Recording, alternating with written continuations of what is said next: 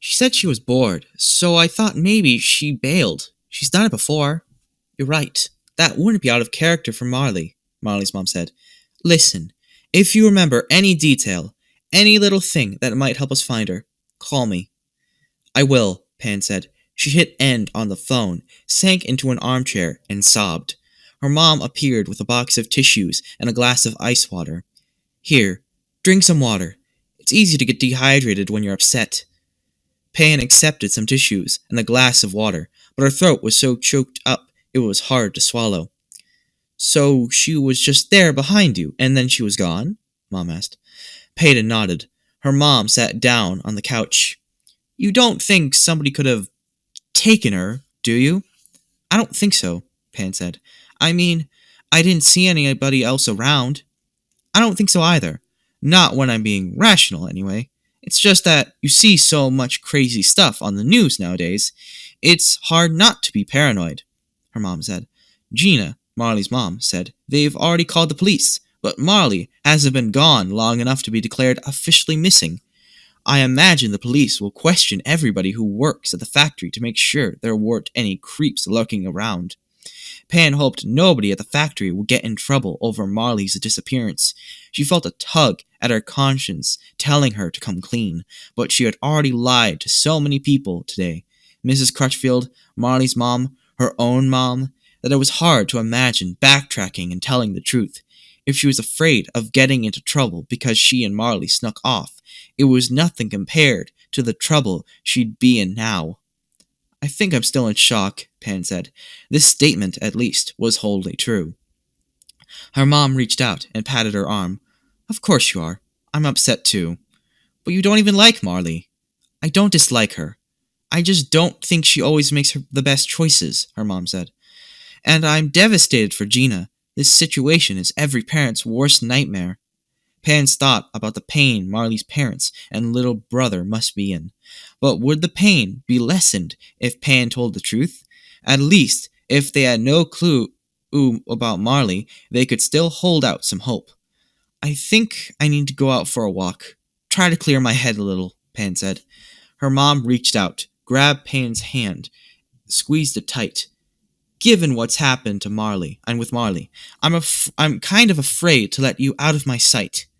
Pan needed to get out of the house and have a few minutes in which she didn't have to think frantically about what to say and what not to say. I'm just going to walk around the block, Mom, like I do almost every day. Her mom let go of her hand. Okay, but don't be gone too long. As soon as Pan was out of the door, she took big gulps of fresh air to try to calm herself. Maybe Marley didn't really fall in the vat, she told herself. Maybe Marley was okay. Maybe she had fallen, then gone right up and walked off and just hadn't made it back home yet. But deep down, Pan knew Marley wasn't okay. Even if she had missed one of the vats, you couldn't fall from a height like that and be okay. At best, you'd have multiple broken bones. At worst... Pan took another deep breath. She knew what the worst case scenario was, and she was pretty sure it had been Marley's fate. Pan walked around the block, taking deep breaths and trying to shake the tension out of her arms. She probably looked like a crazy person, but she didn't care. Maybe she was a crazy person, or maybe she was turning into one. At some point, if she kept on telling lie after lie, would she be able to distinguish lies from the truth? She stopped at the corner of Brook and Branch, where she had met Marley the week before. It had been such a normal night. An ice cream cone, some whispering about boys, a walk to the duck pond. It all seemed so innocent and simple. It felt like those things had happened a lifetime ago. But that had been before, and now it was after. There was no way to bring the time before back. So she kept on walking. She walked past the houses and yards she walked past every day. Everything looked the same, but it wasn't and would never be again. Hey, Pan, a voice called as she neared her house. Pan looked in the direction of the voice. Abigail was sitting in a wicker chair on her porch with a book in her lap and a glass of lemonade on the table beside her. As always, her mousy brown hair was pulled back in a careless ponytail, and her glasses had slipped down on her nose. She was wearing yoga pants and a t-shirt that said, "Shh, I'm reading." She looked comfortable, but oh so lonely somehow. Hey, gosh dang, I dropped my phone. Okay. Okay, wait. Sorry, I lost track. Her glasses had slipped down on her nose. She was wearing yoga pants and a t-shirt that said, "Shh, I'm reading." She looked comfortable, but oh so lonely somehow. "Hey, Abigail." Usually Pan just said hey and kept on walking. Today, she stopped. "What are you reading?" Abigail looked surprised that Pan was engaging in her conversation. "Oh, it's just a mystery. It's about this girl who goes missing. It's pretty good." Missing girl. Great, Pan thought. "You know, I don't read as much as I used to," Pan said. When Pan and Abigail had been friends, they had swapped books back and forth all the time. They had read together and talked about what they were reading. They had been a two-girl book club, but when the friendship with Marley started, there was so much real-life drama and intrigue that there had been no time for books. "Maybe," Pan said, "you could recommend some good ones to me? I miss reading." She had almost said, "I miss you," but stopped herself. It was true, though. She did miss Abigail. She had only just realized it. While the other girls Pan knew had changed a lot when they started high school, worrying about makeup and clothes and what other people thought of them, Abigail seemed the same as she ever was. It was kind of nice. "Say," Abigail set her book down on the table, "would you like a glass of lemonade?" Suddenly Pan realized she was very thirsty. "Yeah, a glass of lemonade would be great." Abigail stood. "I'll be right back." She disappeared into the house. She came back with a tall, sweating glass. Jack, her fat Siamese cat, followed her out the front door, rubbing against her legs. "You can come up on the porch," she said. "Thanks." Pan climbed the steps to the porch and accepted the glass of lemonade from Abigail. Jack butted Pan's leg with his head, and she bent down to pet him. "You remember Jack?" Abigail said. "Of course I remember Jack," Pan said, patting him under his chin. "He's unforgettable. I remember when he was a tiny kitten, but he's a big boy now." "A big, fat boy," Abigail said, "but he still thinks he's a tiny kitten. Would you like to sit down?" The time they had spent apart was making their meeting strangely formal, like two people who had just met and were being careful not to offend each other. "Sure, thanks." Pan sat and sipped her lemonade. It was cold and tart and bracing, the way she liked it. "I'm sorry about Marley," Abigail said. "You know about that?" Pan said. The high school gossip machine worked fast, apparently. "It was all over school this afternoon," Abigail said. "People said that when the bus came back from the home economic field trip, Marley wasn't on it." "Yeah," Pan said. "It's weird. We were touring the factory, and it was like she was just there, and then she wasn't." She didn't want to lie to Abigail now that they had just started talking again, so she decided to stick to statements that were technically the truth. Abigail nodded. "You know, I've never really liked Marley, but I wouldn't want something bad to happen to her. And that's what people are saying, that something bad happened. This afternoon, somebody said that one of the kids on the field trip said they heard a scream." Pan swallowed hard. Had Marley screamed as she fell? And if so, would it have been possible for someone to hear her over the noise of the factory's machinery? Everything that had happened surrounding the accident was such a blur. Pan could remember rejoining the group, mindlessly filling out her pizza order card and turning it in, then sitting on the bus next to a conspicuously empty seat. The whole experience was as hazy in her mind as a dream. "I want you to know," Abigail said, "that even though I dislike Marley, I don't wish her ill. I genuinely hope she's okay." "You're jealous of Marley, aren't you?" Pansa asked. She realized, with some embarrassment, that she had spent time thinking about Abigail's feelings. "Oh, do you think?" Abigail sounded irritated. "I was your best friend, and you ditched me to be best friends with her. How could I not be jealous?" Pan couldn't meet Abigail's eyes. "I didn't really ditch you. We just grew apart." "Well, then we grew apart very suddenly so you could be with Marley's best friends instead. And so you could be Marley's best friend instead. You really hurt my feelings, Pan." Pan felt a sharp pain in her heart, like a bee had stung her there. I'm sorry. There was a long pause, and Abigail seemed to let out a breath she'd been holding this whole time. It's okay. I forgive you. Thank you. Pan was glad she could be forgiven for this, at least. And I hope Marley's okay. And I understand that she's her best friend now. But, sometimes maybe you and I could, hang out? We're hanging out right now, Pan said, letting herself smile a little. Abigail smiled back. Yeah, but this is our first time hanging out since you ditched me, so it's super awkward. All the things Pan liked about Abigail came flooding back to her in a rush. Her sense of humor, her intelligence, her honesty. She laughed. It is. It's so awkward. Pan saw her mom walking down the sidewalk, a panicked look on her face. Mom, Pan called. Hey Mom, I'm over here. Pan's mom just put her hand to her chest and let out a sigh of relief. There you are. Good. I thought you'd just be gone for 20 minutes or so, but it's been almost an hour. I was worried about you because, well, She didn't have to finish. I'm sorry, Mom, Pan said. I didn't mean to worry you. It's okay, her mom said, then looked at Abigail. Hi, Abigail. It's nice to see you. It's nice to see you too, Miss Thompson.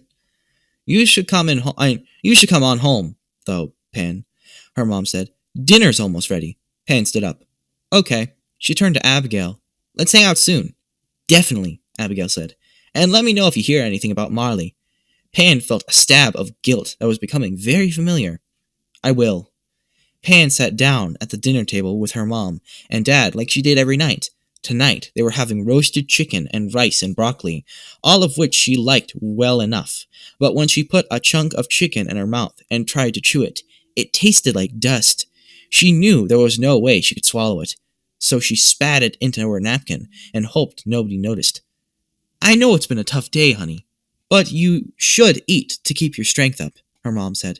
So much for nobody noticing. I can't, Pan said, pushing away her plate.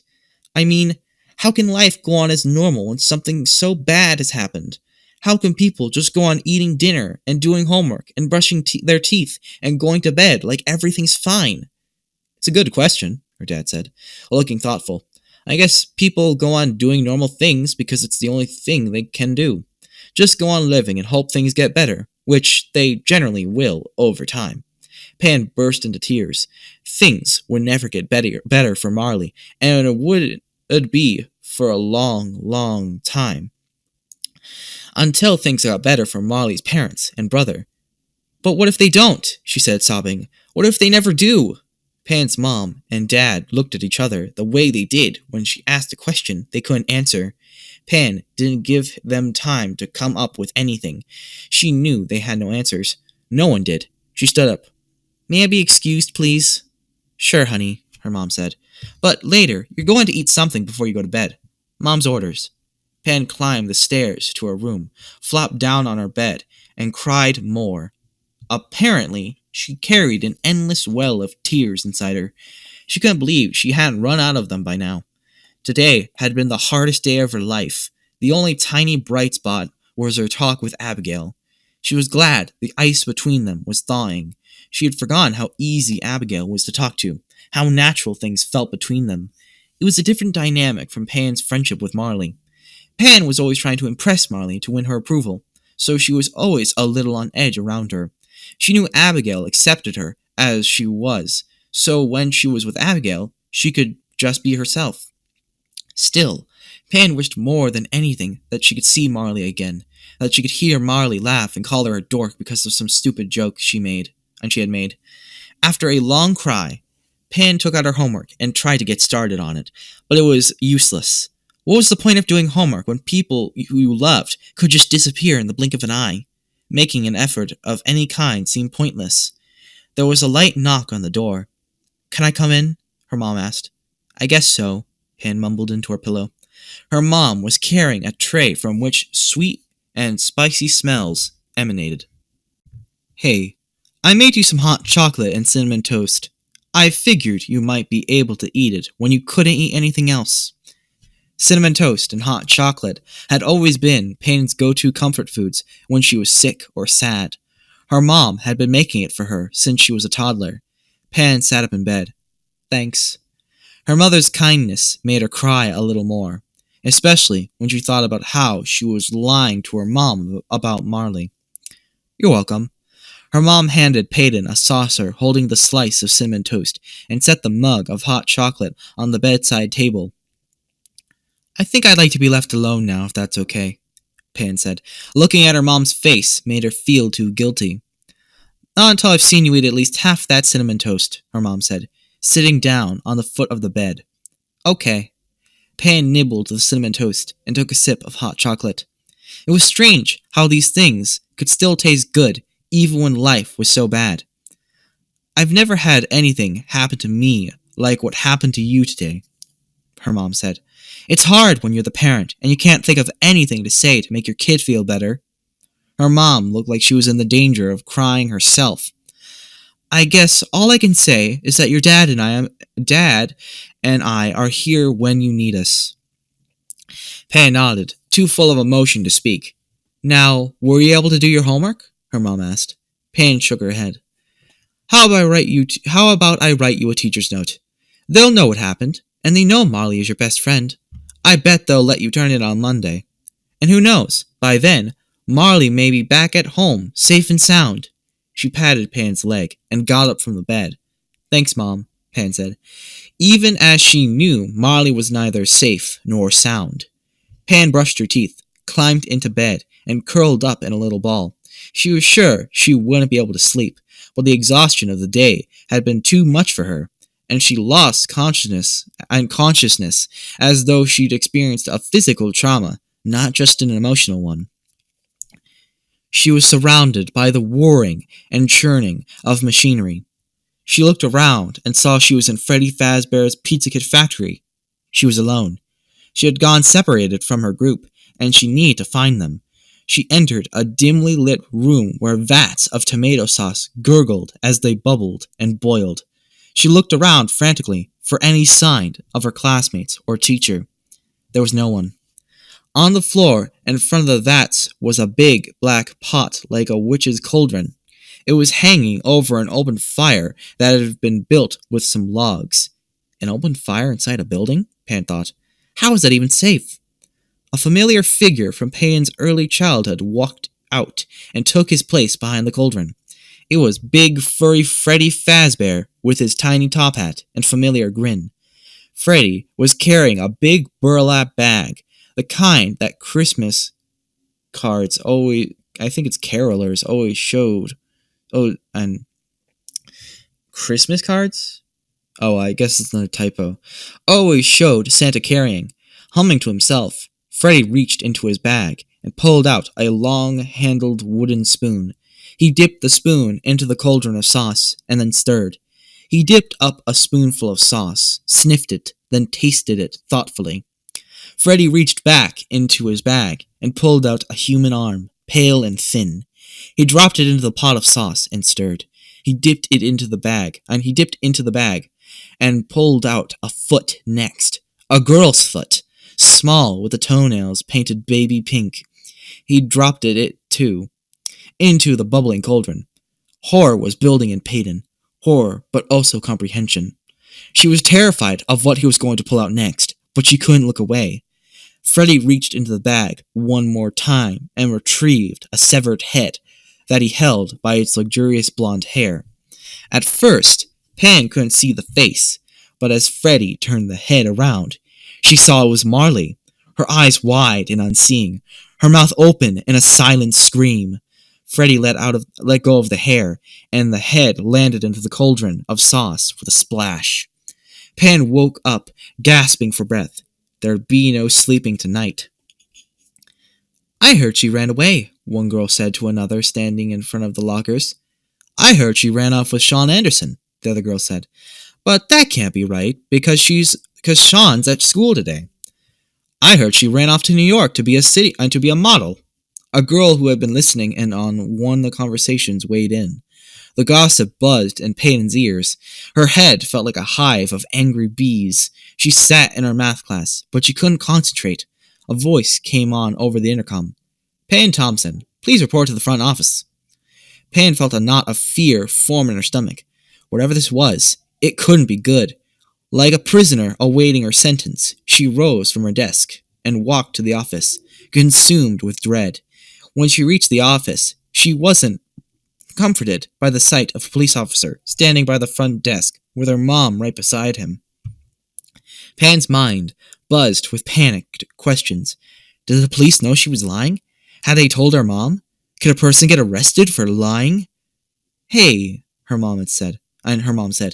Pan could tell she was trying to sound casual, but the tone of her voice was strained, and her brow was wrinkled like it was when she got worried or upset. Officer Jacobs wants to ask you a few questions since you seem to be the last person who saw Marley. Pan shifted from foot to foot. She couldn't meet her mom's eyes, let alone the police officers. I don't know if I was the last person who saw her. Well, the other kids all seem to have lost track of her in the factory sooner than you did, her mom said, her voice getting shakier with each word. Apparently nobody working in the factory says they saw a girl who got separated from the field group. I won't take up much time, and then you can get back to class, Officer Jacobs said. He was a large, bald man with a gentle face. Under other circumstances, Pan wouldn't have been scared of him. Officer Jacobs looked over at the secretary behind the front desk. Ma'am, is there someplace private we could sit down and talk? The secretary stood up. Of course. Let me show you to the conference room. Pan sat in the small room beside her mom and across from Officer Jacobs. She felt like she was on one of those crime dramas her mom watched all the time. She wondered if her mom found this kind of drama less entertaining when it was in real life. So you rode the bus with Marley on the field trip? The officer asked, his pen poised above a notepad. Yes, sir, Pan said. She felt sweaty and wondered if it was noticeable. We rode together on the way to the factory. Officer Jacobs nodded. And then you were together for the tour? For part of it, yes, but it was like we were together, and then we weren't. It's not a lie, Pan told herself. Officer Jacobs wrote something down. And where were you in the process of touring the factory when you noticed Marley was missing? Pan started to sweat more profusely. What she told her parents when they asked her this question. The containers of pizza toppings? She was pretty sure she had told them they'd been near the container of pizza toppings. Previous to this experience, Pan had not been in the habit of telling lies.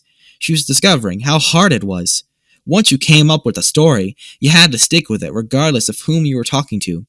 It wasn't easy to remember the details and use them consistently.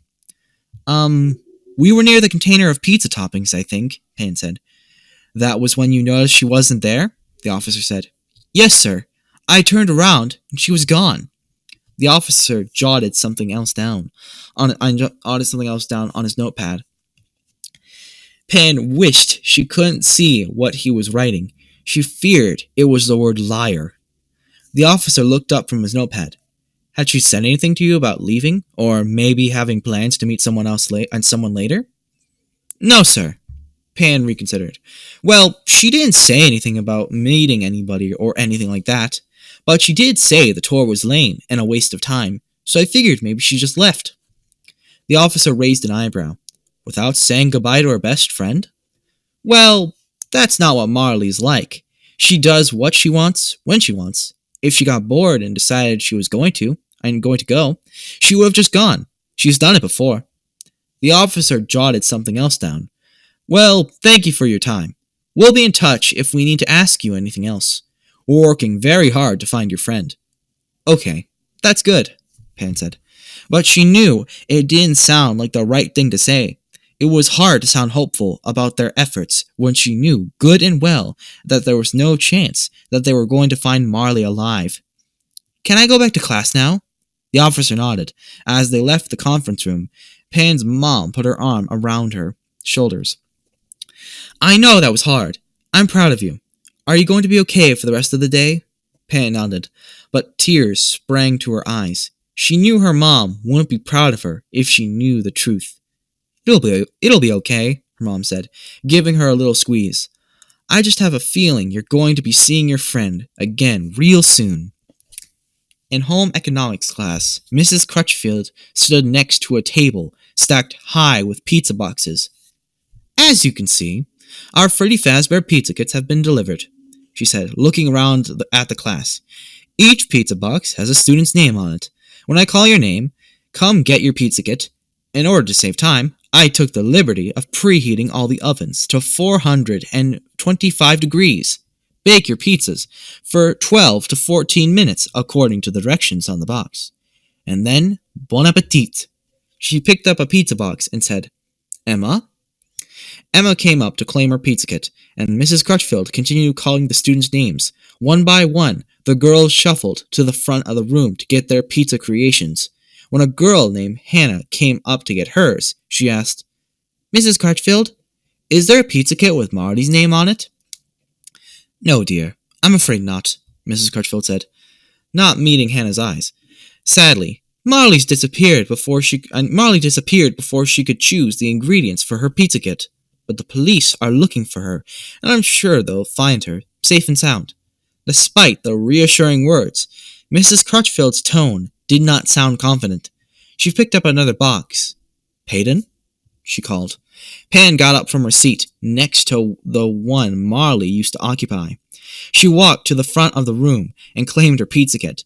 The box was white, with red letters spelling out Freddy Fazbear Pizza Kits, with a picture of Freddy smiling the same way he had in Peyton's dream the night before. The box was soggy on the bottom, and when she pulled her hand away, it was red, with what she hoped with all her heart was tomato sauce. Of course it's tomato sauce, she told herself. What else would it be?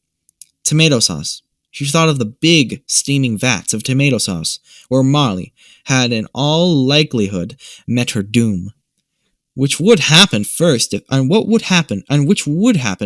you fell into a vat like that?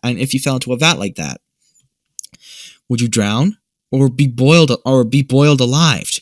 Or would you be beaten to death by the giant, always turning paddles that stirred the sauce? She lifted her fingers to her nose and sniffed them, to make sure the red liquid had the tomato sauce's familiar tang.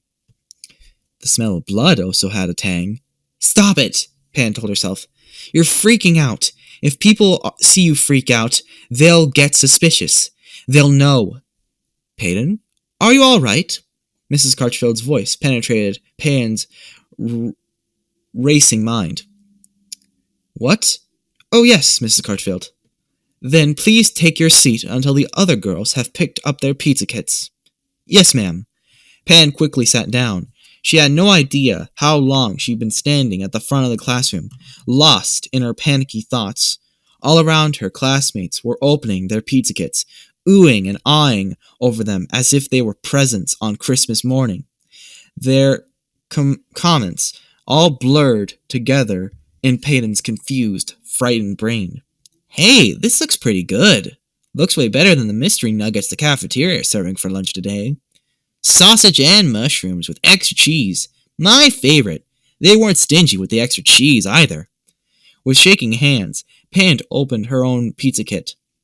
She looked down at the box's contents. Something about it didn't feel right. Red liquid pooled in the bottom of the box. The crust was not the usual pale color of dough, but closer to the color of a bandage's approximation of Caucasian skin. With one trembling finger, she reached out and touched one of the pepperoni slices. It was soft and smooth. That wasn't how pepperonis usually felt, was it? She thought of the game played in the dark at Halloween parties where you passed around the peeled grapes and said, These are the dead man's eyes. Then the cold spaghetti noodles. These are the dead man's guts. Pan felt her stomach roil with nausea and her mouth fill with saliva. She couldn't be sick. If she got sick, it would call attention to her and make people think she knew more than she was saying. She swallowed hard, fighting her body's strong urge to vomit. She would not be sick. She would not call attention to herself. She would bake her pizza and eat it just like everybody else. The thought of eating the pizza filled her with a disgust more intense than any feeling she had ever known in her life. But she was going to do it. She had to do it. In the kitchen area, she took the soggy, dripping pizza from the box and slid it into the oven next to the other girls' pizzas. Drops of red liquid fell from her pizza and splattered on the clean white floor. Whoa, Peyton, you went a little heavy on the red sauce, didn't you? Hannah said. Pan forced a smile and shrugged. What can I say? It's my favorite part. She grabbed a paper towel and wiped up the mess. The other girls waited happily for their pizzas, talking about how they were starving and couldn't wait to eat them. Pan waited with a growing sense of dread. She hoped desperately that someone would pull a fire alarm, and by the time they returned to the classroom, the pizzas would be burnt and inedible. Or maybe she could drop hers on the floor so she wouldn't have to eat it. No, dropping it would make everyone look closely at her and closely at the pizza. They would know there was something wrong with her and something wrong with it. When the bell on the oven timer rang, Pan jumped like a bomb had exploded. There was no avoiding it. It was pizza time. As Mrs. Crutchfield had said, bon appetit. With shaking hands, Pan took her pizza out of the oven. She took out the pizza cutter and held it over the hot pie. Feeling like she was wielding a deadly weapon, the sound of the sharp metal wheel slicing through the cheese and sauce and separating the crust into quarters was like a machete slicing through flesh. All around her, girls exclaimed over their pizzas, "It smells so good! I want to take a bite right now, but I don't want to burn my mouth. The cheese is so gooey and stretchy." Pan picked up her pizza and carried it to her table. She sat down and stared at it. The sauce was blood red. She poked the dough with her finger. It was soft and somehow fleshy. The pepperoni reminded her of a tongue. The girls at the other tables were gobbling their pizza slices, laughing and having a great time. Pan stared down at her unappetizing pizza. The pizza was evidence of how she had abandoned Marley, abandoned her, and then lied about it. Pan had no choice. She had to destroy the evidence. She had to eat it. She swallowed hard to force down the lump that had formed in her throat. She picked up the first slice and took a tiny nibble from the tip of the triangle. It tasted salty and greasy and metallic and wrong somehow. The texture of the dough was different than any pizza she had ever eaten before. Fatty, gristly. How could dough be gristly? She chewed and chewed, but somehow the food didn't seem to be breaking down the way it should. It almost seemed like it was growing bigger in her mouth instead of smaller. With great effort, she forced herself to swallow and felt the solid, doughy ball work its way with difficulty down her esophagus toward her stomach. She was reminded of a nature documentary she saw once that showed a large boa constrictor eating a rat whole. You could see the shape of the unfortunate rodent as the snake's muscles forced it through its throat and into its belly. The difference was that the snake appeared to be enjoying the rat way more than she was enjoying this pizza. But there was no choice. She had to take another bite, and another. Each one was worse than the one before. Now that it was cooked, the pepperoni had the texture of peeling sunburned skin, and the sauce had a coppery tang like once Pan had cut herself and stuck it in her mouth.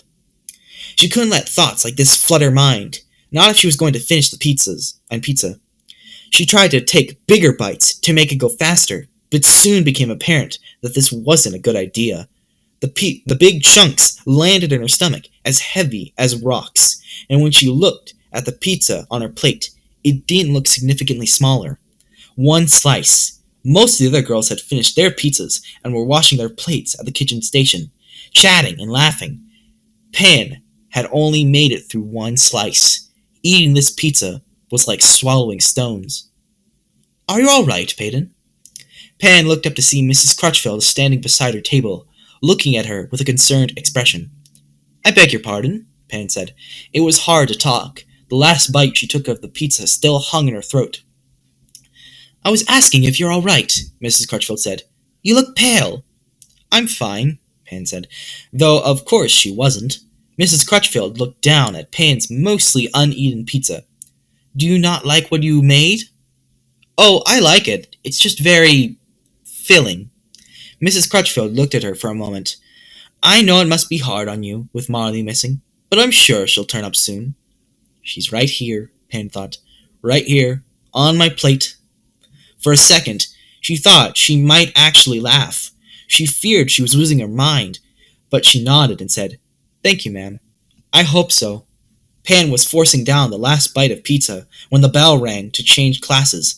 She felt ill and bloated, as if the dough were expanding in her stomach, as if it might keep on expanding and expanding until she burst like a blood-filled tick. She suffered through the last class of the day, her stomach churning, and then suffered even more on the bus ride home, as every bump and pothole the bus drove over made the unstable contents of her stomach threaten to evacuate the premises. She stumbled through the front door of the house. "Hey, hon," her mom called from the kitchen. "Any word on Marley?" Pan could barely get out the word no. Her mom appeared in the living room and looked at her with a knitted brow. "Are you okay, sweetie? You don't look so good." "Sick," Pan managed to get out with great effort. "Something I ate." "Oh, that's too bad," Mom said. "And I'm sure worrying about Marley isn't helping any. I hope you feel better by dinner time. I'm making pot roast. Your favorite." Her mom's pot roast usually was her favorite, but now the thought of it sickened her. The stringy meat, strewn in its own fats and juices. Even the carrots and onions and potatoes were saturated in the juices of dead cow. First came death, then the butchering, then the cooking and eating of the flesh. Payne feared that Freddy Fazbear's Pizza Kit had been her last experience eating the meat of another creature. From now on, assuming she could ever bring herself to eat anything else again, she'd be a vegetarian. Pan remembered a vegetarian kid in middle school who used to wear a t-shirt with pictures of animals on it that had said, "Don't eat your friends." After today, these words had taken on a new meaning. "Maybe you can take an antacid and go lie down," her mom said. Pan nodded and dragged herself up the stairs to her room. She didn't take an antacid because she didn't think she could swallow anything and keep it down, not even medicine. She curled up on her bed and moaned softly in misery, drifting in and out of consciousness. Pan's stomach churned. She had experienced indigestion and stomach viruses in the past, but never had her digestive system made this much noise. It rumbled, then sloshed, then gurgled so loudly that if anyone had been in the room with her, they would have heard it and asked what was wrong. Maybe lying curled up on her side wasn't the best choice, she thought. Maybe it would be better to stretch out so her stomach wouldn't be so smushed. She laid on her back. A wave of nausea washed over her, followed by sharp, almost unbearable pangs. Without really meaning to, she put her hands on her stomach.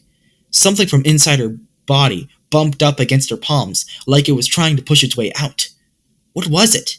It was horrible. Pan lifted her shirt so she could see her belly. Usually flat, now it was expanding and contracting in a way she wasn't controlling. It felt like something was beating her up from the inside, punching her stomach so hard it was going to leave bruises. This was not a normal stomach ache. There was something inside her, something other than the disgusting pizza she had barely choked down in home economics class. Pan had once watched a gross TV show about people infested with parasites. There had been a woman on the show who had a giant tapeworm living in her stomach. The woman ate and ate, but kept getting thinner because the tapeworm devoured everything she consumed. Finally, the woman learned that sometimes, if you left a piece of food on your tongue, the tapeworm would crawl up to get it, and then could be pulled out of your body. The woman had set a piece of raw steak on her tongue, and the tapeworm had crawled out of her stomach, up her esophagus, and into her mouth. When she pulled it out, it was 8 feet long. Pan remembered that the woman had kept the deceased tapeworm in a jar on her mantel, which did not strike Pan as a sound decorating choice. When she was thinking clearly, it really made no sense for her to believe that the pizza she had eaten had contained pieces of Marley. However, wasn't it possible that she'd swallowed a worm? People ingested parasites all the time. If they didn't, why would there be a TV show about it? Maybe that was what had made her so sick. She wondered, if she put a piece of food on her tongue, would whatever was inside her crawl up to get it? Her stomach churned harder and faster. Her belly expanded, swelling like a balloon. She could feel her skin stretch to its limits. Her body was definitely trying to expel something. It was time to take action. Pan tiptoed downstairs. The TV was blaring one of her parents' crime shows, so she figured she could sneak into the kitchen undetected. She opened the refrigerator door and tried to decide on the best bait for luring a worm. There was no raw steak, but there was raw hamburger. She liked burgers well done, so her stomach churned even harder at the thought of holding the cold, bloody beef on her tongue. Still, if doing so got rid of whatever was causing her such misery, it was worth the ick factor. It was amazing what a person was willing to do if they were desperate. She pinched off a piece of the meat, rolled it into a small ball, palmed it, and headed back upstairs. "Are you okay, Peyton?" her mom called from the living room. "Yeah, just got some ginger ale to settle my stomach," she called back, trying to sound as normal as possible. "Good idea," her mom said. "Let me know if you need anything, okay?" Pan didn't know if what she was about to do was really a good idea, but she had to do something. She sat down on the bed and placed the ball of raw ground beef on her tongue. It was clammy, with a metallic taste of blood. As her body temperature warmed the clump of meat, it started to secrete its juices, the blood and grease running down her throat. She didn't want to swallow it, but she didn't want it back in her mouth either. She gagged violently, and bitter saliva combined with the meat juices in her mouth, filling it with a sickening mixture of fluids. She jumped up and ran to the bathroom, knowing that at very least she was going to throw up. But maybe that was all she needed to do, she told herself. Throwing up was awful, but sometimes when something made you sick and you threw it up, you felt better afterwards. Maybe that's all that would happen, she told herself. But she knew she was telling herself a lie. She winced at her reflection in the bathroom mirror. She was pale and sweaty.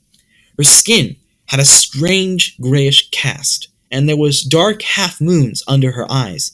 She could never remember looking this bad. Maybe this illness was too serious to take care of at home. Maybe she should tell her mom she needed to go to the hospital to have her stomach pumped. But if she told her mom about the pizza kit, would she also have to tell her she knew what happened to Marley? Would she have to admit that she had lied to a police officer? She was afraid that if she started talking, she wouldn't be able to stop, and all her secrets would spill out. She couldn't take the risk of getting into that much trouble. So she waited. She opened her mouth wide, looking in the mirror, waiting for whatever it was to appear. She could see past her tongue to see her uvula and into the dark tunnel of her throat. Holding her mouth open made the urge to gag stronger, especially as the now tepid raw meat continued to ooze. The meat's greasy fluid pooled underneath her tongue. It was repulsive. She couldn't stop thinking that what she was holding in her mouth was a chunk of mutilated dead cow. If she made it through this experience, she was definitely becoming a vegetarian. The wait was excruciating. How long it had been? Minutes? Hours? It felt like it had been years and years. There was a slight movement in her abdomen. Was it the worm?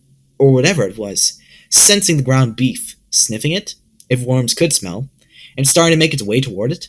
But then it was still again. Had she only imagined it? She waited some more, sickly saliva pooling in her mouth. She desperately wanted to spit out the meat into the sink, but she knew it was her best chance at solving this problem on her own. And then she felt it. Something was moving in her stomach. It felt like it was uncoiling like a snake. She could feel the worm, if that's what it was, pushing itself out of her stomach and up her esophagus. But it was a different sensation than throwing up. The thing making its way up her torso was solid and slow. But then she was choking, coughing and retching. She looked in the mirror. Her throat was visibly pulsing as the thing inside her moved up the length of her neck. The word better out than popped into her head. But in this case, she couldn't be sure they were true. She didn't want the thing to stay inside her, but she was also afraid to see it. Her mouth popped open extra wide, like when the dentist pried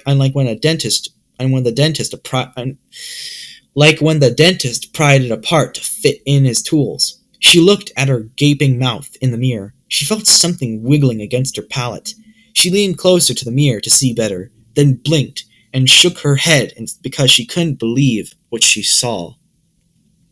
Fingers. Moving fingers with petal pink polish, Marley's color, on the nails. The fingers were attached to a hand that she could see emerging from her stretched-out throat. No. She couldn't let whatever that hand was attached to come out where she could see it. She reached into her mouth, grabbed the hand, and tried to shove it back into her esophagus.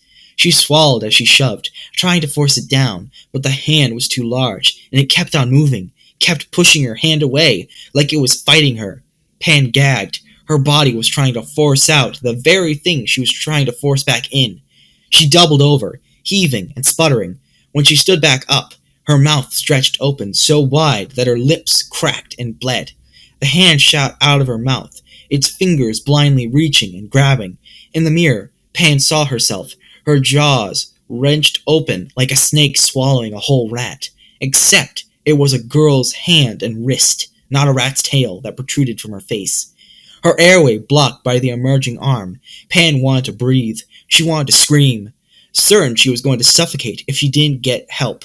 She took a shaky step toward the bathroom door, so fast that she couldn't even process it. The hand retreated back into her mouth and down her throat, into her body cavity.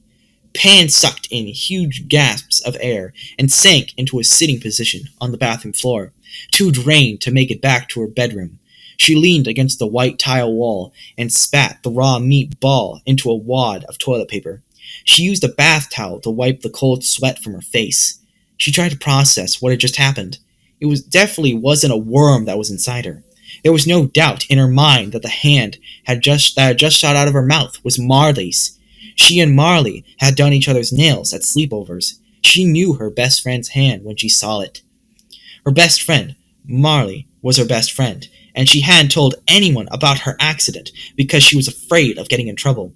Maybe if she told someone, Mrs. Crutchfield, one of the factory workers, they could have found Marley in time to save her, and even if it had been too late, at least that way Marley's parents would have known what happened to her. They wouldn't still be waiting and worrying. But was Marley still alive? It had been her hand, and it was moving, but she couldn't be alive inside Peyton, could she? Pan shook her head hard, as if doing so might reset her scrambled brain. Maybe she was having some kind of emotional breakdown. Maybe everything that seemed so real was just in her imagination. Maybe the guilt of betraying Marley had destroyed her emotional health. The thought that none of this was real felt strangely comforting. She decided she would go to bed, get some sleep, and in the morning she would tell her mom that she was having a hard time dealing with Marley being missing and that maybe she could see a doctor. Pan took several deep breaths and stood up. The awful meaty taste was still in her mouth. She needed to brush her teeth. She squeezed the paste onto her toothbrush and regarded herself in the mirror. She still looked pale and exhausted, but she wasn't sweaty and feverish looking than she had before. She brushed her teeth and tongue, scrubbing away the taste of blood and animal fat. She rinsed with water, then swished some minty mouthwash for good measure. That was better. She was going to get better. She just needed to ask for some help. She splashed her face with warm water and started to dry off. As she rubbed the towel against her throat, she felt something jump inside her neck. She looked in the mirror. Lumps were rising beneath the skin of her throat, moving around and rearranging themselves. Her skin stretched, and her veins bulged. No, Pan thought, this isn't real. This isn't real, because what I thought happened before wasn't real either. The image in the mirror told a different story. Pan put both hands on her throat to make sure what she was seeing wasn't an illusion. Some of the lumps were the size of grapes. Others were nearly the size of golf balls. They moved under her fingers when she pressed on them, darting like they were trying to avoid her touch. She felt some kind of solid matter making its way up her throat, making it hard to breathe and impossible to yell for her parents, for someone to do something. She felt so alone, except she wasn't alone because of the intruding presence inside her. She looked back at the mirror. Now there were lumps on her face, too, large ones, moving around, distorting her features, straining the taut skin until it threatened to split. Her eyes bulged. Something was pushing hard behind them. She had never felt such intense pressure. Her eyes protruded out from her eyelids, opening so wide that she could see the orbs in their entirety. The whites, the dilated pupils, the bursting blood cells. Pulpy red sop seeped, then spewed from her eye sockets so forcefully that her eyeballs were propelled from her face like cannonballs blasting from a cannon. One hit the mirror with a wet slap, while the other one landed with a splat in the basin of the sink. Pressed together like into a soft, solid mass, the bits of flesh and tissue squeezed from Payne's empty eye sockets like flesh sausage being extruded from a meat grinder. The slop fell to the floor in long tubes. She could see nothing, but she could feel the pressure in her head building even more as it had become fuller and fuller until she feared it might explode. The meaty remains of Peyton's best friend poured from her mouth and sprayed out of her nostrils in a sneeze that splattered the red compressed innards onto the white bathroom tiles. Still, the pressure in her head grew, throbbing like a huge hammer was pounding her skull from the inside. It was a strange sort of relief when the fleshy paste started squeezing out of her ears, too. The pressure reduced, leaving Peyton so light-headed she couldn't stand. She had never fainted, but she feared she might. Unseeing, unhearing, unable to make any sound except a soft whisper in the back of her clogged throat, she collapsed to her knees on the bathroom floor. She fell into the mound of body-temperature meat mush. Her fingers groped through the silvers of skin, goblets of organs, fragments of bone, all that was left of the friend she had turned her back on. Pan couldn't scream, couldn't cry, but in between bouts of spewing out more crushed human remains, she did manage to whisper one name: Marley. Pan sat up in bed with a start, stifling a scream. Her stomach roiled, and her diaphragm spasmed. Her mouth filled with bitter saliva. There was no way to hold it back anymore. She was finally going to lose her lunch, violently. She jumped out of bed and ran. She stopped at the bathroom door for a second, but then kept running for some reason. She didn't want what was going to come out of her to be inside the house, not even if she flushed it down the toilet. The remains of the pizza that churned inside her felt polluting, contaminating. She wanted it gone. She ran downstairs and out the front door. Once she was out on the front porch, she took deep breaths of fresh air in hopes that it would ease her nausea. No such luck. She ran to the edge of the porch and retched into the bushes. Pan had never vomited so violently or for so long, clutching the stair railing to hold herself up. She spewed and spewed until she feared she would soon be vomiting up her own internal organs. Surely, she thought, there could be nothing left inside her, but then another wave would hit her, and then there would be more.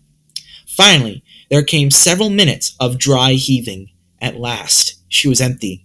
She tiptoed back into the house and locked the front door behind her. Her goal was to get back in her bed without her parents noticing she had gone out. She was not in the mood to answer anybody's questions. All she wanted was to be left alone and to leave this terrible experience of this day behind her, to leave the terrible experiences of this day behind her. Lying back down, she felt marginally better. She was weak and sweaty and shaky, but at least her stomach wasn't tossing like a ship in a stormy sea. And emotionally, there was something cleansing about the nightmare pizza having been purged from her system. It felt like a fresh start somehow. Pan closed her eyes, hoping she could sleep the night through. But there was a noise. It was a rustling noise coming from outside in the vicinity of the bushes where Peyton had emptied herself of the vile pizza. It's probably just squirrels, or one of the neighborhood cats, Pan thought. It would stop soon. The rustling didn't stop. Instead, it got louder, making it impossible for Pan to sleep. She got out of bed, went to her window, and opened it. The sound was definitely coming from the bushes where she'd been sick. But wait, what if it was Marley? After this thought, the horrible what-ifs began to unspool in her brain. What if Marley wasn't coming back to joyously greet her friend? What if Marley was mad at her for not trying to save her? For not telling anyone? Even the police officer that she had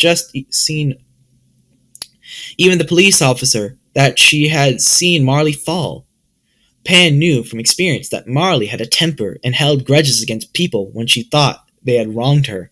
What if Marley was out for revenge?